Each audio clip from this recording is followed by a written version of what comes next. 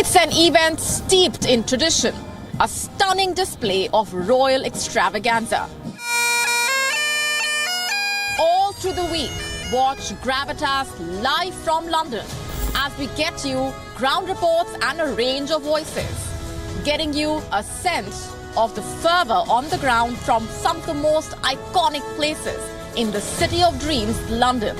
Watch Gravitas London edition all through the week with me, Molly Gambhir.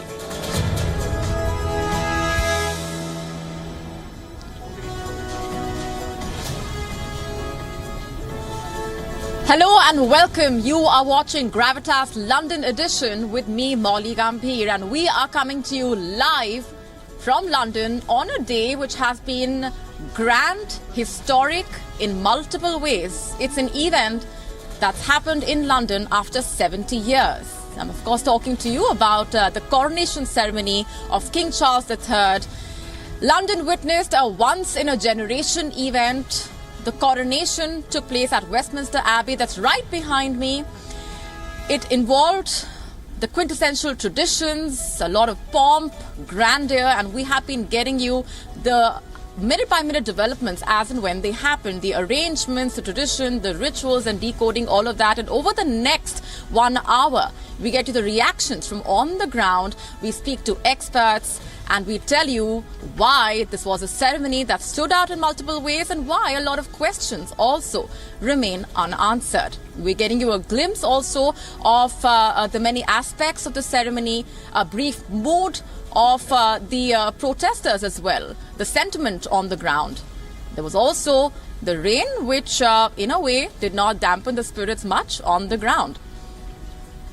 We have been telling you about the protesters as well, the anti-monarchy protesters. On the other hand, there have been Long Live the King group of supporters of the monarchy as well. And over the next 1 hour, we're taking you through all that happened during the last 12 hours, the guests who attended that ceremony as well, the kind of clothes that the royal couple was wearing, how the media covered it, what stood out, what did not, how the Commonwealth nations reacted, and of course, how the anti-monarchy protesters tried to disrupt that ceremony but failed. We're discussing all that and more in this edition. And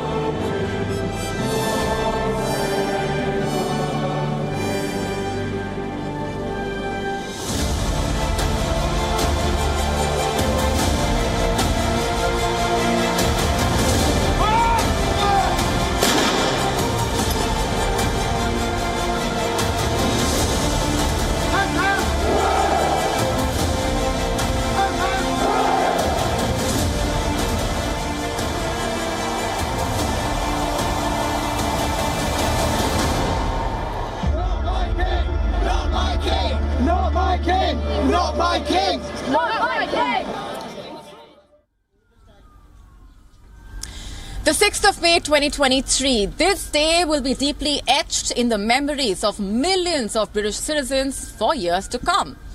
Because for most of them, this was their first opportunity to witness the pomp and the pageantry of a coronation ceremony.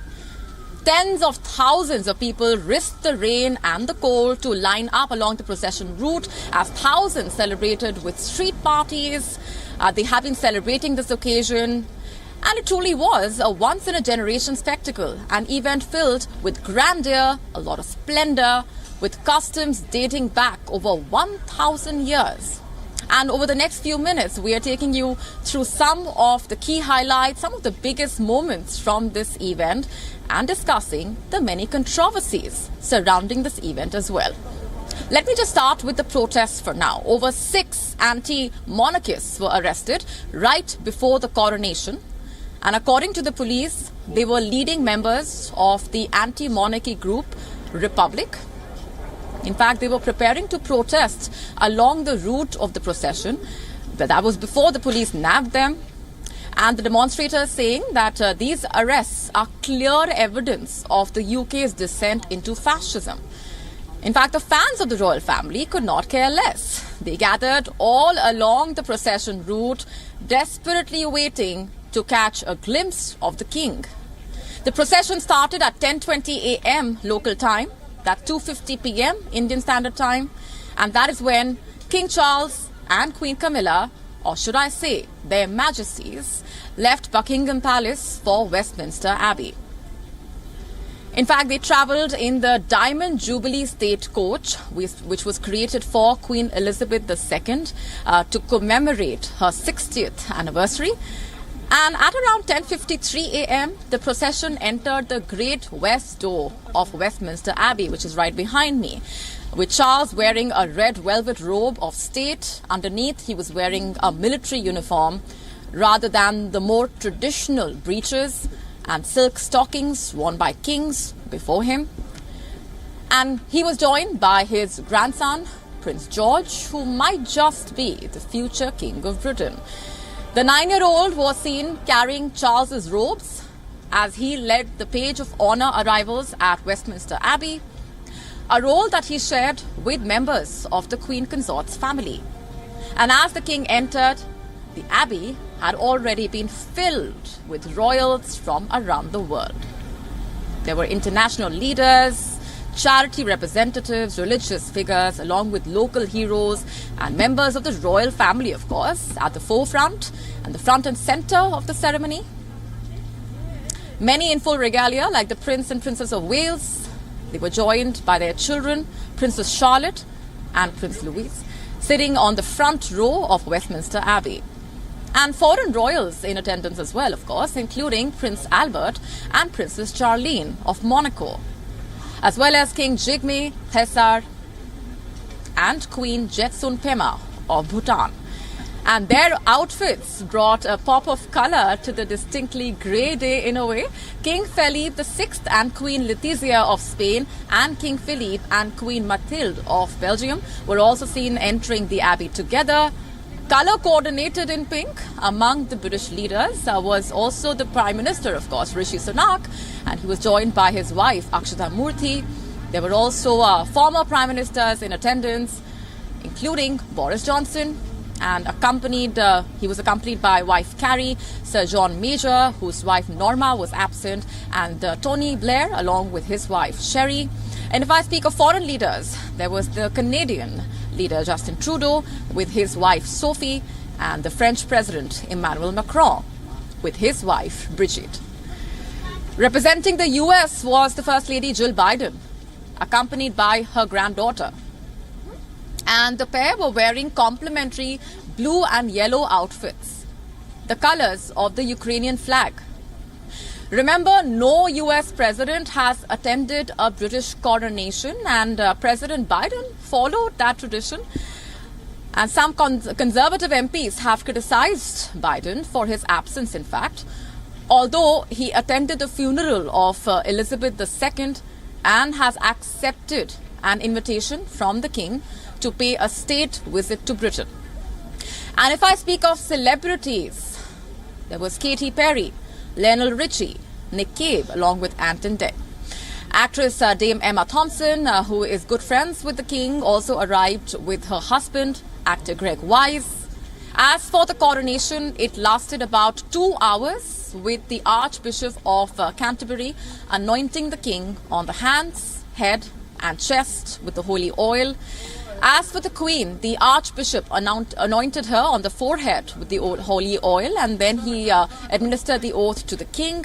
His promise to govern the people with the King's hand on the Bible. The Archbishop asked, "Will you solemnly promise and swear to govern the people of the United Kingdom of Great Britain and Northern Ireland, your other realms, and the territories to any of them belonging or pertaining according to their respective laws and customs?" And the king responded, "I solemnly promise to do so." And at one point, the king lowered his head and kissed the Bible. And after the ceremony, the king and queen got into the iconic gold state coach. a horse-drawn carriage that is more than 200 years old. They left for another procession back to Buckingham Palace, and this procession retraced the same route as the one earlier in the day and lasted about 30 minutes. And at around 2:15 p.m. local time, members of the royal family appeared on the balcony of Buckingham Palace, a moment that thousands were waiting for there. They watched a fly past of military planes and helicopters belonging to the British Army, the Navy and the Air Force. And with that, this glorious spectacle came to an end. Or should I say, the spectacle and the celebrations are just getting started. After all, this is an event that Britain has been waiting for and has hosted after 70 years. And it involved the quintessential pomp, grandeur, the glitz and glamour that comes with the royal ceremonies. And on that note, joining me at this point is Andrew Whitehead. Andrew, what stood out for you as far as the ceremony is concerned? 70 years, some would say, is a long time for a ceremony to change as far as the traditions are concerned, to quote-unquote keep up with the time. Do you think that happened? No, I don't. I think it was marvellous. It was wonderfully well choreographed. It was a real pageant. The ceremonial was fantastic. Like tradition, it was wonderful. But for a statement of the modern, I didn't see it. He's been called a king who is ahead of his time. So would you agree that the ceremony did not quite reflect that? Because see, let's, just talk about the ways in which the ceremony was seeing some changes in terms of the female clergy playing an important role, or the leaders of different faiths also being a part of it. Yeah, the country has changed over the past 70 years since Queen Elizabeth's coronation. So we have women bishops, and they played a conspicuous role. That was right. There was an attempt to make this a statement of being Britain as a multi-faith, multiracial community. It felt to me a little bit box-ticking. This was, in essence, not simply a Christian ceremony. It was a Protestant ceremony, and it's a Church of England that was presiding. It was the Archbishop of Canterbury, the spiritual head of the Church of England, who was, in charge of the proceedings.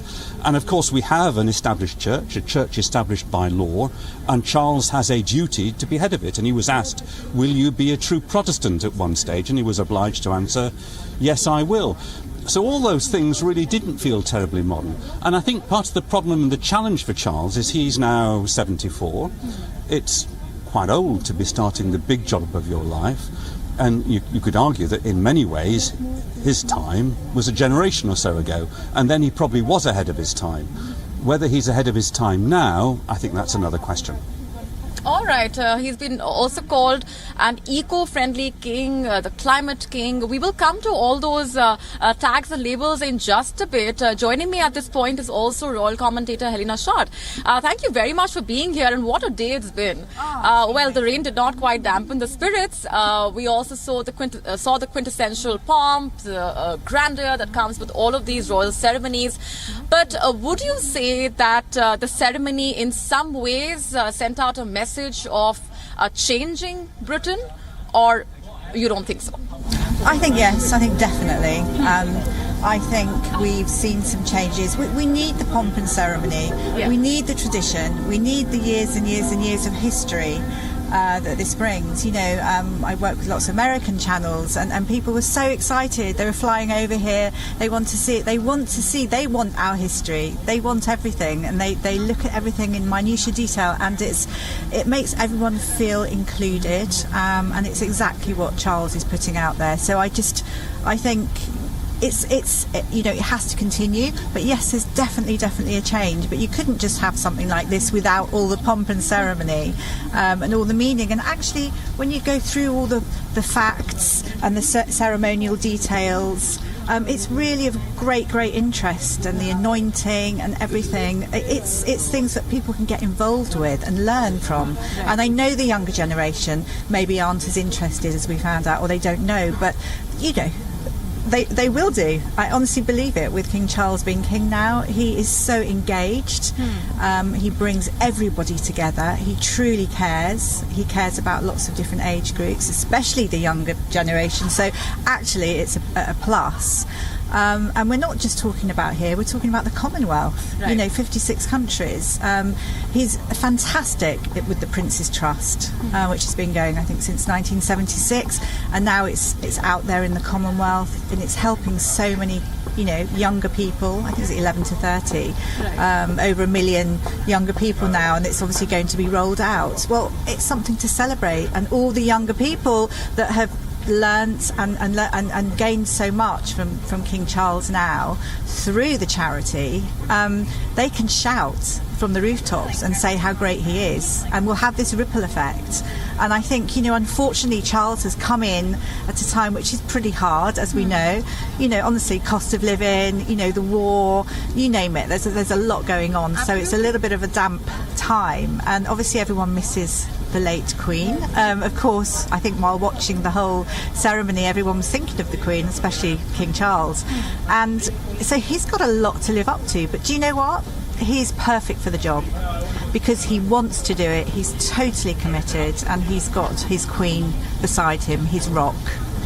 Right. You know, just taking a cue from what Helena just mentioned, I can't help but notice the contrast in terms of the sentiment among the younger population and the older lot. The polls also reflecting that. Some of the younger people I've been speaking to, and I'm using the same words that they use, call the monarchy an outdated institution. They say that they no longer connect with it. They say that it doesn't really concern them. They don't really relate with the institution. The older population, however, believing it's about consistency, it's about tradition and continuity. This contrast in the sentiment, of course, is quite visible, Andrew. The opinion polls indicate that very starkly. Yes. So among the under-25s, more under-25s want an elected head of state than want the continuation of a hereditary head of state. Among older age groups, and the older you get, the more pronounced it is, there's very strong support for the monarchy. And partly that is, of course, the young always have more of an appetite for change. They tend to be more radical. They're more questioning of established institutions. But I think there is an issue that the monarchy does seem to be, in my view, more mired in the past and looking towards the future. And it was different in 1953. The Queen came to the throne as a young mother in her mid-20s. The coronation in 1953 was seen as blowing away the cobwebs of the war years and the austerity that followed. We've now got a situation where we've got a cost of living crisis. The monarchy itself is a little bit dysfunctional. We've had scandals. Prince Harry was not on the balcony with his dad. Yeah. The King's daughter-in-law wasn't even in the country. Not all his grandchildren were in the Abbey. And this will continue to create a lot of chatter in the days ahead as well. Well, I think, there's a lot of unfinished business there. And, you know, for people around the world, I mean, the royal family is a soap opera, and Right. soap operas, you know, live on conflict, and there's certainly quite a lot of conflict in this family. But at the moment, I think that, you know, the future of the royal family and the future of the monarchy is not one of the big issues facing the country. So, Right. you know, the cost of living crisis, the health service, the environment, they're all much more pressing. So I don't think there's any existential crisis as yet, but you're right, the young haven't bought into the idea of a monarchy. All right, we will continue to piece together for our viewers what unfolded today over the last few hours, and we will continue to dissect the many opinions that have been coming through.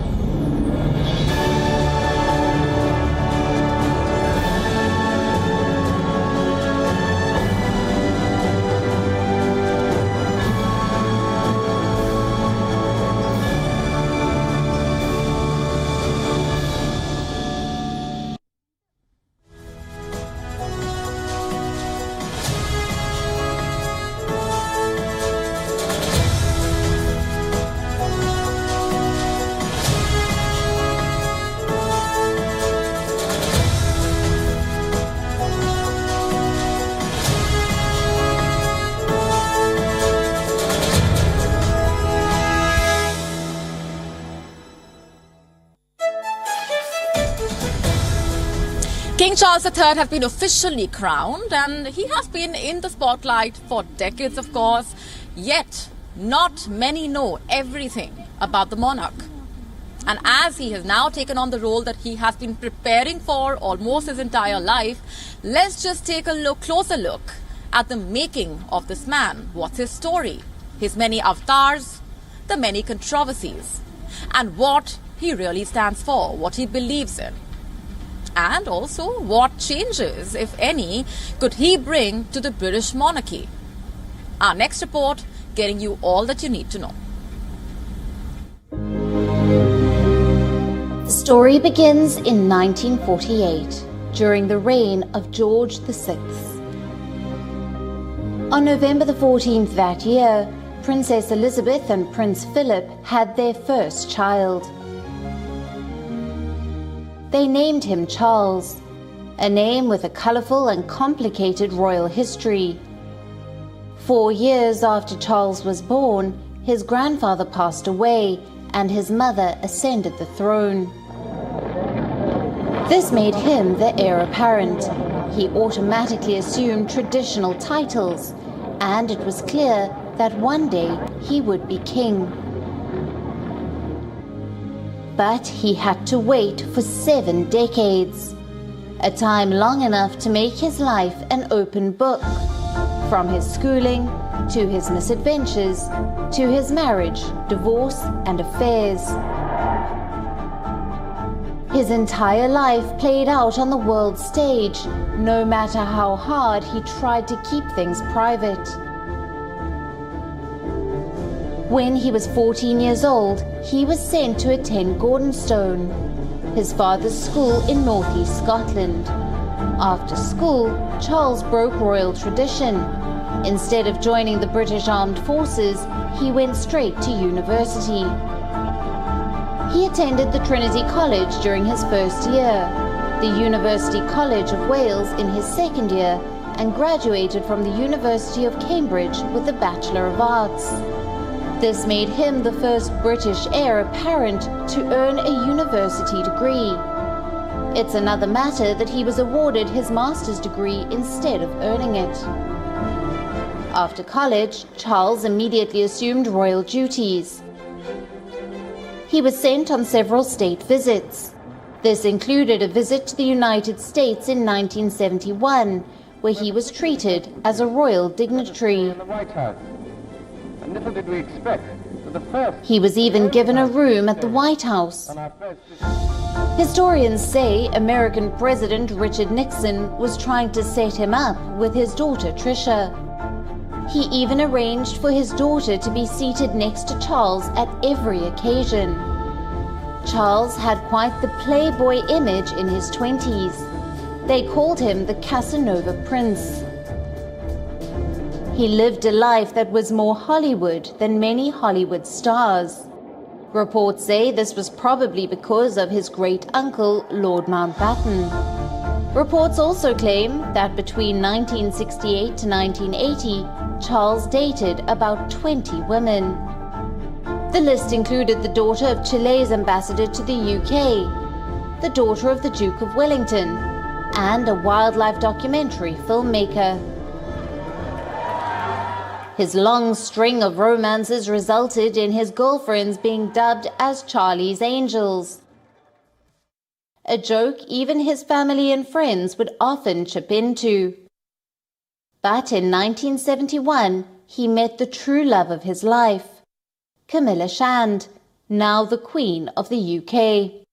The affair was not permissible at that time, so Charles ended the relationship and continued his rendezvous.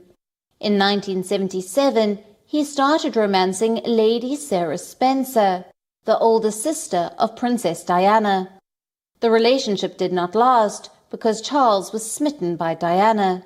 She was 16 at that time. Charles was 29. But he did not pursue Diana until 1981. After months of courtship, he proposed to Diana. Difficult to find the right sort of word, isn't it, really? Just delighted and happy. And I'm amazed that she's been brave enough to take me on. I pronounce the that they be man and wife together. It was February 1981.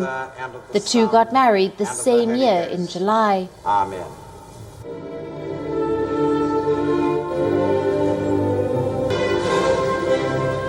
Some say it was a marriage of convenience.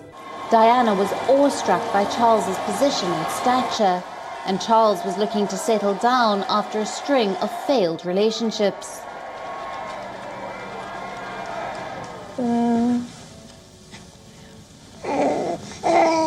5 years and 2 children later, the marriage ran into trouble. They say it was because of the couple's incompatibility. But there was also infidelity. By 1986, Charles had resumed his affair with Camilla. This was his personal life. Most of it has been heavily reported by the British media. But here are some lesser-known facts about the king. Stories and habits which might give you an idea on how he'll be as king. Remember how he was spotted throwing a regal tantrum over a pen? The pen kept leaking.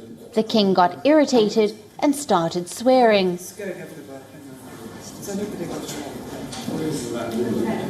To many, this seemed arrogant, but to those who knew Charles, said this was Charles being Charles.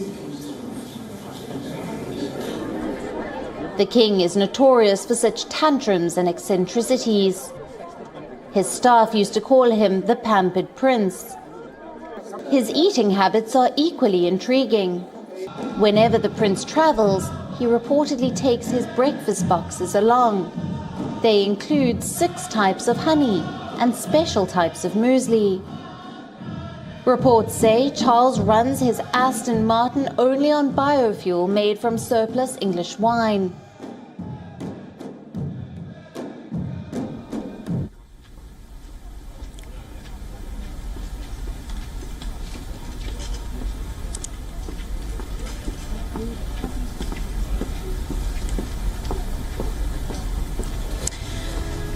And moving on, how should India really be looking at King Charles III's coronation? What if I told you that the king is actually a low-key fan of India? You know, from practicing yoga almost every day to believing in the importance of Ayurveda. In fact, the king has often expressed his quote-unquote great love for India. Not just that, he celebrated his 71st birthday with school children in Mumbai. Our next report telling you more.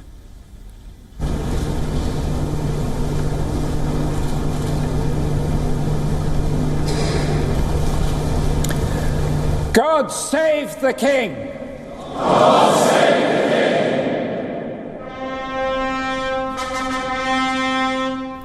king! King Charles III believes in sustainable living, has a multi-faith outlook and an immense love for India. He even invited representatives from Hindu, Sikh, Muslim, Buddhist and Jewish communities to his coronation.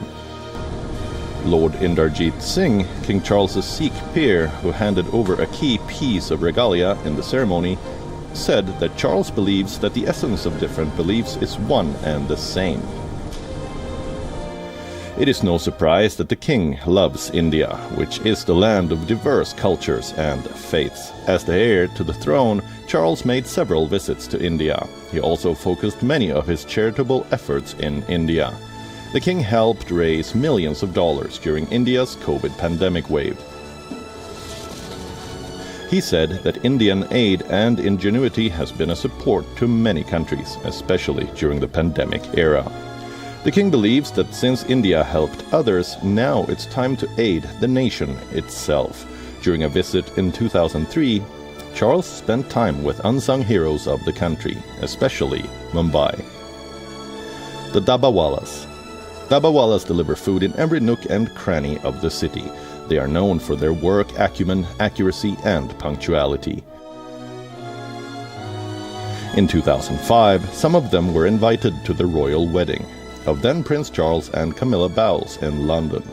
Dabbawalas even sent gifts for the coronation ceremony. In 2019, King Charles celebrated his 71st birthday with school children in Mumbai at a pre-coronation reception. Charles reminisced his visit and said he looks forward to make a visit again. The king has also learned a lot from India. In the wake of the COVID pandemic, Charles adopted the healing and therapeutic power of yoga. He described it as an accessible practice which helps manage stress. The king has also practiced the age-old tradition of Ayurveda. He earlier spoke to Geoffrey Van Orden, a former British Army officer and former member of the European Parliament. He told us about how important Ayurveda is to the king. He's also, by the way, a great admirer of India. He practices yoga and meditation. He's a great supporter of Ayurveda. By the way, I've got a daughter who's an Ayurvedic physician here in England, Selina.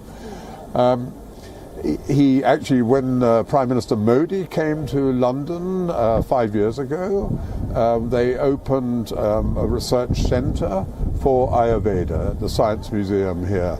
And so that underlines his enthusiasm for things India. He's been to India 10 times. He's a great enthusiasm for all of this. So, in 2018, Charles hosted Indian Prime Minister Narendra Modi in London. They launched an Ayurvedic Centre of Excellence. This was a first-of-its-kind centre for evidence-based research on yoga and Ayurveda. Reports say this also encouraged Queen Camilla to practice yoga. When it comes to climate change, Charles has always been an ardent voice against the climate crisis. The king has often highlighted India's role in meeting global climate action targets. In a rare phone call with Prime Minister Modi, Charles discussed issues regarding conservation of biodiversity, climate action, and innovative solutions for financing energy transition. These good ties between the monarch and India was reflected in the coronation ceremony too. Out of the limited guest list of 2,200 people, the audience had a significant number of Indian origin guests. Guests such as Jagdeep Dhankar, the Vice President of India, Bollywood actor Sonam Kapoor, Saurabh Padke, a famous architect, and Mumbai Dabbawalas, the unsung heroes of Mumbai. Bureau Report, World is One. And you can see it's started raining here. But let me just ask you, what happens to the Commonwealth under Charles III? Now, his mother, late Queen Elizabeth II, had promised to dedicate her life to the service of the Commonwealth. And in fact, there are many who believe that the Commonwealth may have died with Elizabeth II. And then there are others who point at the large Commonwealth representation at the coronation as well, the coronation ceremony, or the participation at the Commonwealth procession. And which, by the way, brings us back to the question, what happens to the Commonwealth under King Charles III? Here's a detailed report.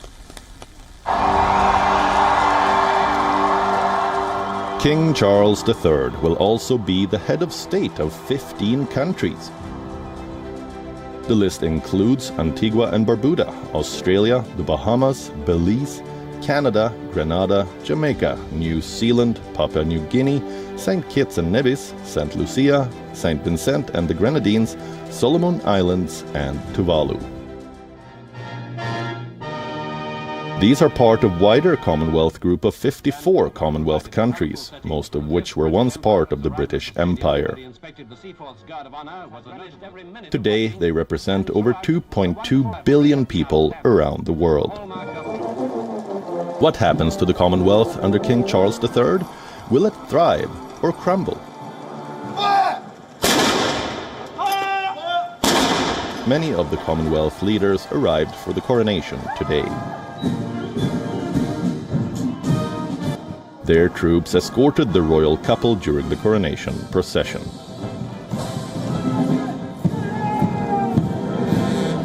But back home, in many Commonwealth countries, the sentiment seems to not be favorable to the British monarchy. This is Jamaica. Perhaps time has passed. We have to get it done, especially with the transition in the monarchy.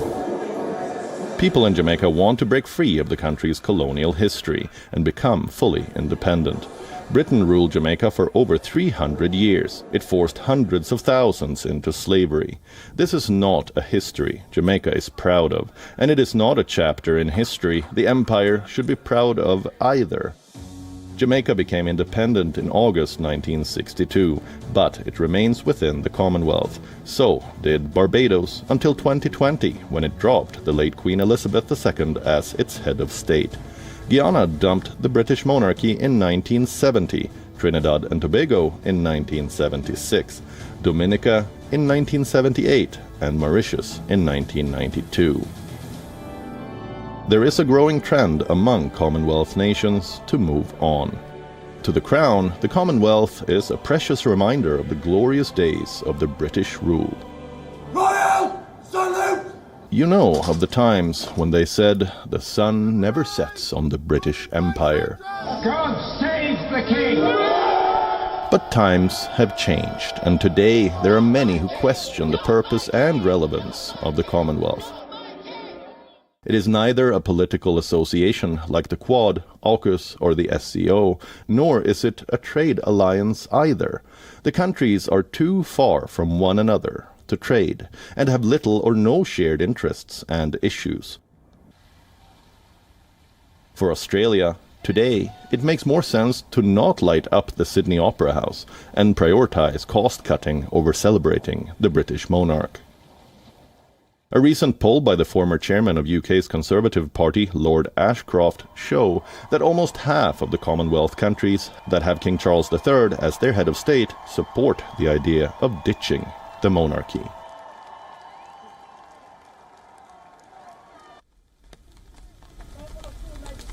And raining quite heavily here in London. This, by the way, is just day one of the weekend-long celebration that we're going to be seeing. But the rain has not quite dampened the spirits of the people on the ground. And with me, patiently waiting, have been Andrew Whitehead and Elena Shard. The same question that we've been discussing over the last few minutes. What happens to the Commonwealth under King Charles III, and what really is the relevance of the monarchy in today's day and age? Well, the strange thing is the Commonwealth is growing, so it's now got 56 member states and a small number of countries, particularly in Africa, which were never ruled by Britain, never ruled from London, have joined. We've got Rwanda, Mozambique, Togo, and there's a few more in prospect. So the Commonwealth is actually doing better than you might imagine, but I don't think it's on the forefront of any of the particular issues. So if you look at the big challenges, conflict, climate change, the Commonwealth is doing good work, but it's not absolutely at the top of the priority list. I think King Charles will clearly want to make sure that his mother's great love of the Commonwealth is honoured. He doesn't want to be the king under whose reign the Commonwealth fell apart. But actually the momentum will probably keep the Commonwealth going. But I think what he will find more difficult is, of the Commonwealth countries, there's 14, as well as Britain, which have the king as head of state. And a few of them have already indicated that they're actually having second thoughts about that. So he may be head of state for a smaller group of nations, while the Commonwealth continues slowly to expand. Does that make the monarchy an outdated concept, and what, according to you, is the relevance really of the institution today, Helena? No, absolutely not. I mean, the monarchy is strong and going great, and I think under King Charles III's rule will be it's going to completely work. When you think about it, at the age of 4, he suddenly took on the fact that he was going to be king, and he was passionate, still is, although we're not with the Queen anymore, but about the Queen and her passions, which was making sure that the Commonwealth was happy and looked after, and we were all one big happy family. And I think King Charles, more so than the Queen, is able to, he's energetic and he wants to relate to everyone more. So he's really passionate about getting out there and communicating with the Commonwealth and all ages. And, it's the continuity factor. and people are wanting to join as well. I know there's a few little people thinking, oh, democracy, yes, we'll go that way, but it's always like that. There's always wobbles, and then you find he just needs to get in and show what he's made of. And I absolutely think the monarchy is completely relevant because they are modernising. You could tell today watching the Coronation, there were women clergy and things like that, loads of different faiths, the Commonwealth represented everywhere. There is a change, and this is, it's the beginning, and things will really, really improve, and I'm excited to see it. Excitement definitely has been the flavor of the day, and this conversation, I think, is just a sample of the mixed bag of reactions that we have been getting in from people through the week ahead of the coronation and on Coronation Day as well. The sharp contrast in opinion. We're going to let you go. Thank you very much for joining us on Gravitas London edition and helping us with your perspectives on the coronation and what lies ahead for King Charles III. Andrew Whitehead and Nina Shod, thank you very much. Thank you. Thanks, Mom. You're welcome. Well, it's been quite an eventful day, especially for King Charles III and Queen Camilla. And speaking of which, what do we really know about the new Queen? Well, she's been labelled a variety of names earlier. Of course, now she is the Queen of Britain. But what else do you know about her? Different labels have been used, like I said, to describe her as well. The other woman, a homewrecker, and someone who earlier destroyed a modern fairy tale. Also someone who lived in Princess Diana's shadow. But is that all there is to her? Maybe not. Our next report getting you the complete story. May thy servant Camilla Parker Bowles is now the Queen of the United Kingdom. It was once virtually unthinkable. But time has softened the way Camilla was judged. Slowly but steadily, she seems to have quietly won the PR war. This is how the story begins. Camilla was born in London in 1947. Her father was Vice Lieutenant of East Sussex. Her mother came from the aristocratic and wealthy Cubitt family. Camilla grew up in a sprawling country estate in Plumpton, Sussex. She lived regally, socialized with Britain's high society. Camilla first attended the Dumbrell School in Sussex. Later, she went to the fashionable all-girls boarding school, Queen's Gate in South Kensington. There she acquired the nickname Milla. According to her fellow mates, 10-year-old Milla would waltz into a class. She would grandly order other children to bow before her. She would boast that her great-grandmother, Alice Keppel, was King Edward VII's lover. Camilla used to proclaim, "We are practically royalty." She wasn't always the warm and elegant lady we know her to be. She was described to be as a tomboy.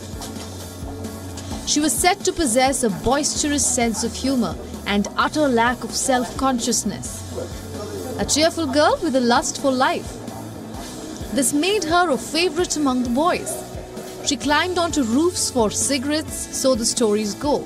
Camilla left Queen's Gate at the age of 16 with only one O-level to her name, a love for reading and some great fencing skills.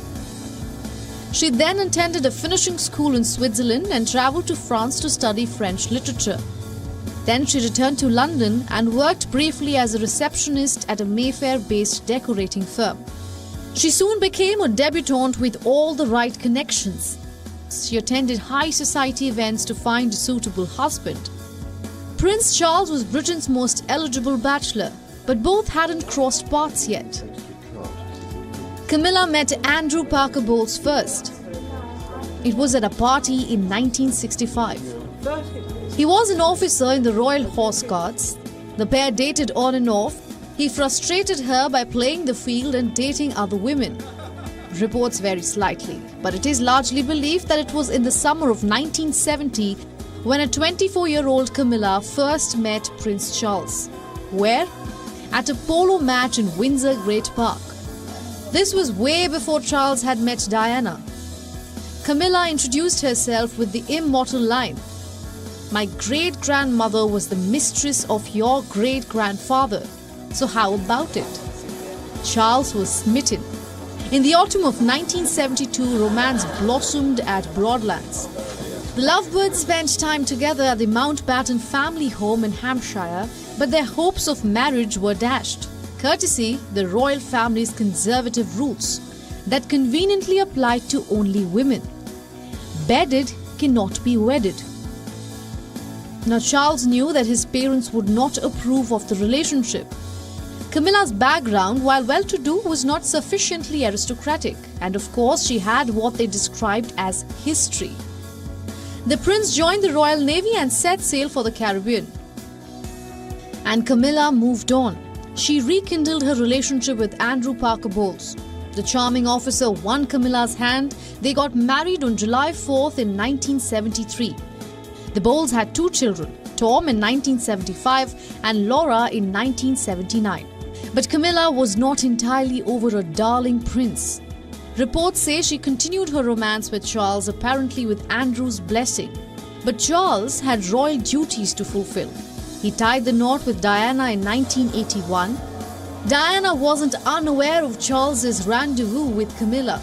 The other woman was present at the royal wedding at St. Paul's Cathedral. The sight of her in the 6th row was like a dagger through Diana's heart. In 1989 came the humiliating newspaper publication of the Camilla Gate tapes. Charles and Camilla's intimate phone conversations were leaked. The seemingly inoffensive huntswoman and socialite suddenly became public enemy number 1.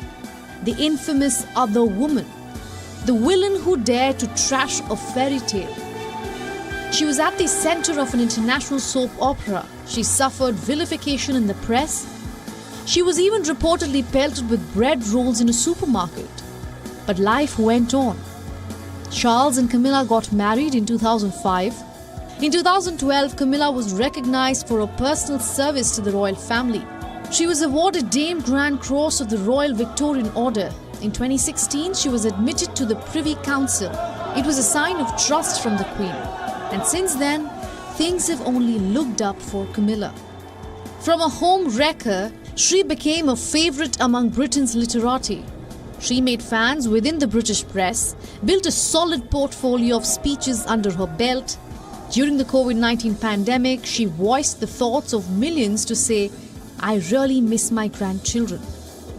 The lonely elderly have found a champion in her. Her small reading group, Reading Room, has enjoyed the support of many published authors. Her campaigns for children's literacy positioned her as a loving grandmother. Her affection for dogs and horses appealed to the British public. You see, from being rejected by Queen Elizabeth to sitting with her in a Diamond Jubilee carriage procession, from being the other woman in a marriage to becoming the future queen, Camilla has come a long way. Bureau Report, WION World is One.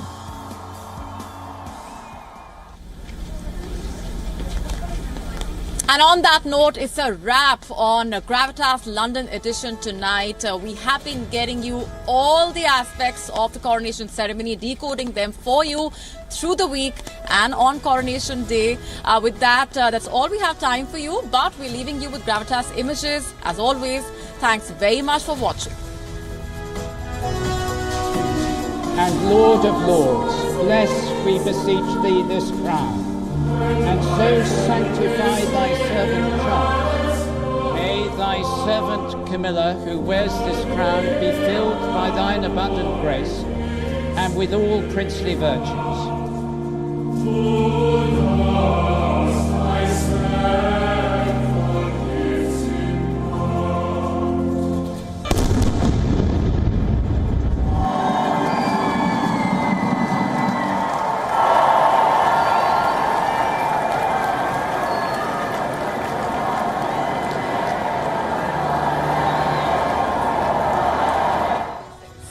Getting you a sense of the fervour on the ground from some of the most iconic places in the City of Dreams, London.